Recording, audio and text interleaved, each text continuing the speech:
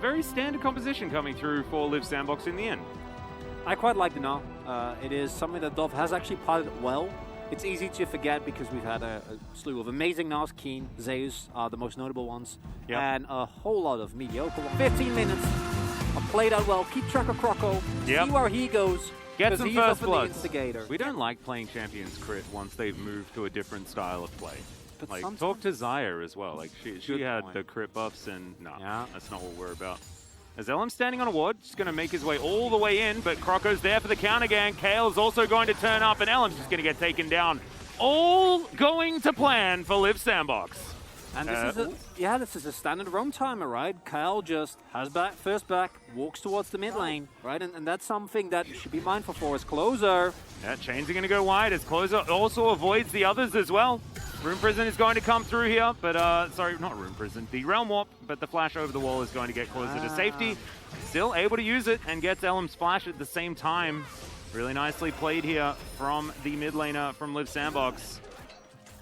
It's Teddy. He'll get over the wall. He'll be absolutely fine. Goodbye. Yeah, really nicely done. Because this was actually... Oh. Croco, he's just going to flash for it. That's an easy kill. Croco is on crazy form today. In fact, Gnar loving that one as well. As we're going to watch this from closer one more time. Good avoidance there of the Mimic Chains. Doesn't get onto his Realm Walk, but the flash is going to be enough. It's crazy. He actually doesn't see Alan until he actually walks into his face, right? As I'm loving this from Croco, right? Like, just gonna look a little bit, and then the moment he... It's the guarantee of the kill that's absolutely fantastic as well. Safeguard, flash kick, and then guarantee the Q. So to get the Herald? They gave up the LeBlanc clone pretty aggressively. Yeah. Even for a moment, as Croco's going to be able to lock this one down. Dove comes through, doesn't have very much of an R-bar whatsoever, as Dove's going to have to... Croco's going to have to get out of there, but now Teddy's picked up his first kill. Closer's gone down. There's the body slam flash as Kyle needs to get out, but he's not going to, and it's a double kill for the Zeri. Teddy, he heard you, and he heard me saying things about 15 minutes and Kwandong Freaks, and he's like, yeah, I'm a minute late. As Dove fighting against Teddy here in this mid lane. No Mega Gnar yet. Yeah, Dove is going to charge up that Mega Gnar bar. Can Croco actually win another smite fight is the question. He safeguards, he gets himself out of the way. He's not going to be... Oh, he gets in there, but he's not able to secure the Drake. As the Berserk will come down. The bailout not actually able to work. And it is going to be the Lee Sin falling down. Hoyt limping away from this fight as Dove. He's Mega Gnar, but he's not going to be able to find anything here in the back line. Ice is still pretty healthy right now, but LM's going to stop that one. Taking a lot of damage, though. Is the Realm Warp going to come in? Ice, I don't know whether that was the right call there, my dude. He is going to try and get himself out, but the Realm Warp is going to not really work out there. Closer trying to get some damage. Everfrost is decent. LM's going to wrap around, though, and the Rise is not going to last. Gets into his stopwatch for a moment. Ooh. We'll be able to walk it out. Okay, not too bad. But Kwandong Freaks, they crucially managed to get themselves the Drake. When Dove is there, the fight isn't even remotely close as the trap is sprung. Yeah, Croco's just dead. He just dive in and grab him. The cast to re-deliver Dove towards Hoyt, who wants to get some revenge for losing the majority of his health bar, and he is going to come down and help out. So the 4 versus 2, and Live Sandbox didn't even see it coming. And now, looking more and more like Kwangdong Freaks as well. I think we've made that excuse 1, 2, 3 too many times. As Rift Heralds have been thrown down in base quite often, but it's absolutely fine. Kwandong Freaks, slight advantage. Live Sandbox still with a lot of tools at their disposal, wanting to now break open the base, or break open the map just that little bit more. As another cast comes down, Hoyt's going to be delivered over to LM, and then Fate's there with the follow-up bot. He immediately takes way too much damage. The Ignite's ticking down as Croco's looking for him. He wasn't required, but he's going to be there to make sure, and that is going to be the pickoff onto the LeBlanc. A lot of the damage now missing from Kwandong Freaks, unless you talk to Teddy about it, who is single-handedly pushing back 5 members of Live Sandbox. That we see the problem for Dove, right? Like, without Flash, his backline threat, Well, Fate. If at first you don't succeed, bring all your friends and try again. As LM's going to get the flash underneath this turret. Fate's also trying to get out of there as the Realm Warp will deliver the Rise towards this bottom side. LM's trying to fight it out, wants to sacrifice himself for the good of his wizard in the mid lane. Very successful, a lot of gold into the pockets, but we got another team fight here. Yeah, teleport in from Keen. The cask is at the ready as Live Sandbox desperately trying to get towards this river. LM taking a fair bit of damage as Dove does have the Gnar bar at exactly the right position this time. That's definitely high value. Fate going to be able to push out the Gnar. That's flash as well. Yeah. Okay, gets over the wall. Wants to try and blow up the Gnar, but the Mega Gnar is at the ready. Dove was looking for an ult, but it's going to be Distortion that's going to bait that one out. Still holding onto it. Half of his health bar here for Dove. Oh, a lot of damage from Ice. And they can just wait it out and then start this one up again. As you can see, the Drake still above half health. And that is now a mini Gnar. And they are going to get pushed out for the moment. Croco getting into the back of the pit as Moonlight Vigil goes wide. They're trying to burst Drake. Yeah, Q going to come forward. Fate diving on in there as it's Closer that takes a lot of damage. Teddy's ulted as well. He's starting to run around this fight, but he will get knocked up. Dashes towards the choke point, but they get rid of Closer, and that's the biggest deal. It's another double kill. Ice to follow, and Teddy, he's tidying this one up no problem. Croco in the enemy jungle, being chased down by this Lightning Lady, and I think he might potentially survive, but that's not going to win them the game. Yeah, I wonder what started off those little chickens, Teddy. He's already been untouchable, right? And especially when bolstered by his Seraphine, the consistent shields give him so much more survivability and speed to this AD carry, and Liv Sandbox's lack of lockdown. Having a hard time seeing them win this one, Atlas. It's getting real rough, as well as the Fimbulwinter of Closer not exactly making him the most speedy of split pushes against these turrets. Inhibitor is going to be the trade for that one. Yes, he was able to get that inner turret on the top side of the map, but I don't think that that's worth the trade of the inner and the inhibitor turret. They are against Baron though, so maybe just saying we want to get something, and we weren't expecting to be able to stop them. Okay. Over here. Well, they're going to lose in it, but Hail Mary coming through. All right, Closer, let's see what you can do here as the barrel's going to block his path. Dove has decent timing on the Mega Gnar. As there's the extendo beam, they do spot Croco just for a moment. Teddy immediately gets rid of that, but the flash over the wall. Oh, the body slam to deny the engage. Just incredible, but Elm still going to take a lot of damage. Throws out his ulti, and as you can see, Liv Sandbox is going down so low, and Teddy was protected. Just amazing stuff here from the top laner of the Kwandong Freaks as Liv Sandbox. They're on the ropes. They are getting out of this game. They will have another chance. This is a best of 3, but man, Kwandong Freaks had every answer to that play. What a wonderful, wonderful game here from Kwandong Freaks. Right, a couple of early plays go wrong, and usually that's where this team falters. Exactly. 5 support, was it 6 in total? 6, 7 support bands? That was 7 support bands. Voids just locks in, casually to Seraphine, perfect KDA on that. Keen, like, he can play the sit back and team fight, he can absorb pressure, he can weak side, he can strong side, he can assassinate, he can play weak side Akali and still get kills. Like, oh man, it's crazy. But this guy had a brilliant game, and as you can see, it was the whole team. The whole team.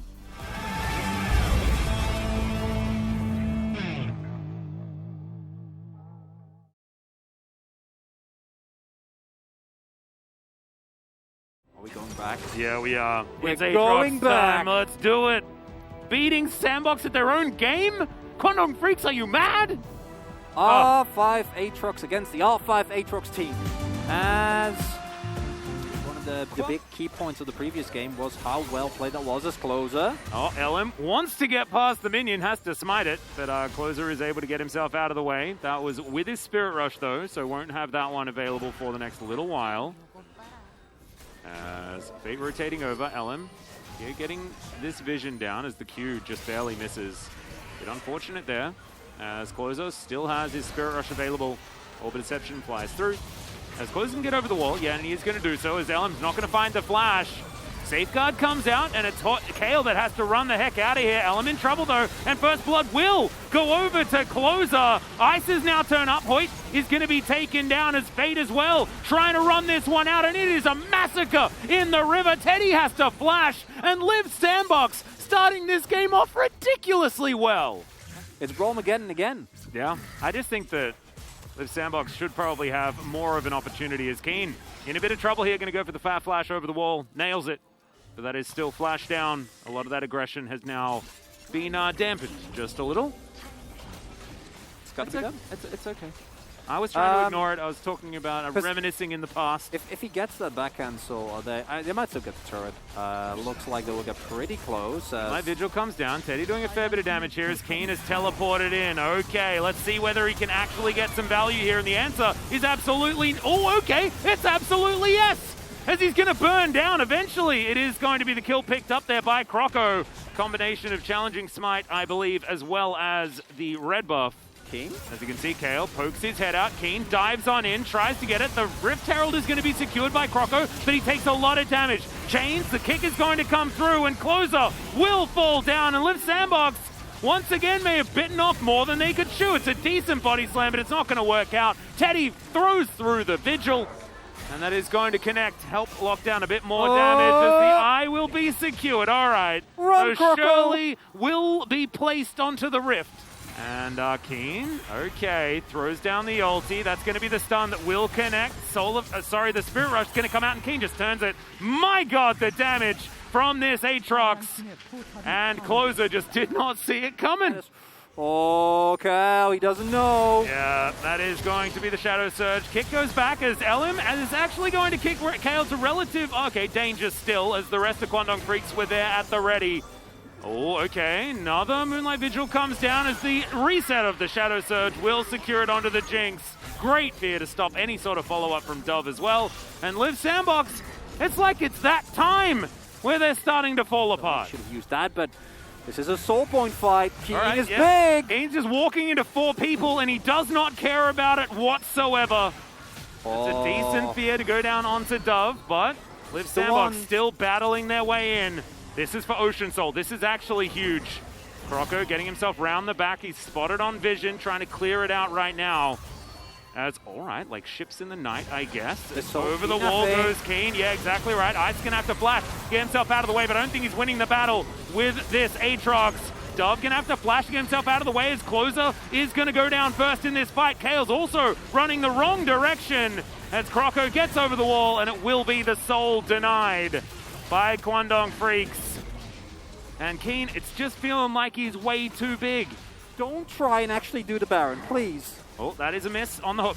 Keen coming on over, gets a nice knock-up. Infernal Chains connect as well as they turn immediately. Listening to Chronicle here just a little bit. Ice wraps around, spots Keen. Knows exactly what he wants to be doing every single time. Kale misses another hook. As, okay, the Charm isn't the Everfrost, not going to miss either, but the Zenith Blade gets him in there. It is a 1-for-1, and it's the jungler that fell down already. Keen has found himself right into the middle of the fight, and there's no one that can do anything to touch this guy. The world is indeed ending as he flashes in for the sweet spot onto the Jinx. It's a double kill for Teddy in the end. That's the ace. As Liv Sandbox, of course, we're setting up for another 5v5. Baron be damned. As, okay, Keen inside this pit, spotted out once again, checking flanks, they absolutely have to do this. As Dove's down relatively low, does have the opportunity to throw out some casks though. There he is! Keen, yep, he's found his opportunity, gets into that back line as Closer, trying to Spirit Rush his way out. Ice is already dead though, and Keen is just running amok. Everyone is dying on Liv Sandbox. It's a triple kill in fact, as the last Shadow Surge is not going to connect. Croco and Closer will get out of here. Kwangdong Freaks just trying to figure out which bevy of options they are going to go with as their next ones as Keen gets charmed and doesn't care about that one iota. Will take down a Brambleback and then get to pushing. To take, not wanting to siege right now, I guess. As Keen splitting 5 people. Is it enough is going to be the question as the World Ender comes down, avoids a whole lot of different buttons as that is going to be the depth charge. Flame Chompers, and Keen is going to go golden. That is after pressing his Gore Drinker button as well. Finds the knock-up, and that is going to be the kill onto the Aatrox. So, they get Keen. Raid Boss 1 down. Let's see whether they know the mechanics for the next fight. I don't know. They've been wiping on this one for the entirety of the evening. This is the problem. It doesn't feel good, does it? Because the fights generally get harder as they go on. And okay, Croco going to dive forward. Doesn't look like he's done that much damage, but that is going to be a decent body slam. Super Mega Death Rocket onto the Lee Sin. Moonlight Vigil to answer though as Teddy is flashing in. Decent hook there from Kale though. He's going to try and get this work done. The Jinx goes down and now the resets flood forward. It was a decent first attempt at the second boss, but it wasn't a good enough one in order to get a victory. Kwangdong Freaks should be able to push down this bottom lane and claim the win and claim the tiebreaker. Don't stand in the fire. Don't stand in the moonlight. Says Teddy is Bring your consumables! Oh, all the cooldowns being used, didn't matter. In the end, Kwangdong Freaks, honestly, after what was a tumultuous split, getting themselves a very deserved ticket to playoffs here.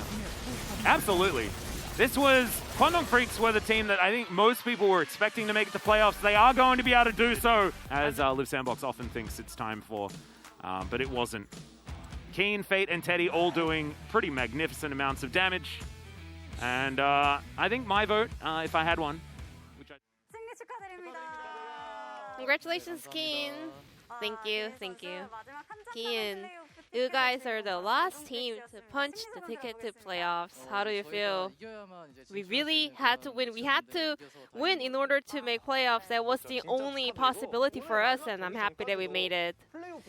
Yeah, even right before the start of today's series, no one knew who's going to play at playoffs. How did you feel? Yeah, this was the very last match, so we were feeling so pressured, but my teammates did a fantastic job, so I'm so relieved.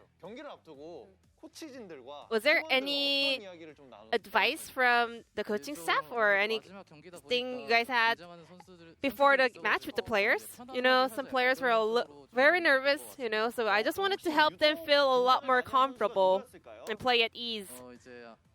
Who was feeling nervous? Hoyt and LM? They were like speaking nothing during games. I was like a little bit worried. Game number 1, Liv Sandbox banned 5 support cards. They were targeting Hoyt on the bottom lane. So how did Hoyt react to that? Well, during the pick and ban, we weren't too worried about it, you know. That doesn't really matter. So yeah, we were feeling comfortable. And he did a fantastic job in game as well. So yeah, we're happy about the result. We thought that you guys are trying to flex Gragas to support or play Seraphine. Was that the option you guys were considering? That's a secret. Game 2, you played Aatrox. The R5 Aatrox was having a strong power over the Rift. Was that some inspiration coming from Lord Morgan? Yeah, because of that match, I can actually tell my teammates and my coaching staff that I can actually play Aatrox and this pick works. And it was a very successful counter into the opponent's comp. However, early on in the game, Liv Sandbox was able to get so many points in the mid lane teamfight. But after the second Herald fight, I think we were able to turn the corner, and the turning point was actually the Dragon teamfight. Do you think Aatrox will become a meta pick in the future? When he is picked in the right situation, yes. And this is the end of Kwangdong Freaks' regular split. So how do you kind of look back the entire split so far? I think early on the split, you know, we were underperforming so bad. So yeah, that's a bummer. But still, you know, heading to the end of the split, we were able to climb up and improve and make playoffs. Not only that, Aran Kim is actually out there at Low Park supporting Keen, and she was like, let's go ice skating together after today's win. So what is your response? Thank you for supporting Kwangdong Freaks. And every time she comes and support us, we always win. So yeah, that's a big relief. Can you ask her to come again? Please come support us again. Thank you. And we also have other fans, you know, out there and also watching online, supporting you guys. And we were so impressed to see Keen having a huge smile on his face after finding Aran Kim out there in the crowd. But also, we had so many KDF fans supporting your journey to playoffs. Send a message over to the fans as well. Thank you so much for supporting us. And also, we will do our best in the remaining playoffs race. So please keep supporting us. Thank you. And lastly, this is not the end of today's match. You guys actually have to play a tiebreaker against Freddy Brian to see who's going to be the 5th place. Yeah, I think I heard that we have to play one more tiebreaker, so we don't have many times left, but we're going to do our best to prepare for that and win that match because we are the team, you know, never got COVID throughout the split. So I want to say thank you to my team and my staff members who always did their best to keep us safe. And this will be the end of the interview from Keen. Back to Valdez and Wolf. Thank you.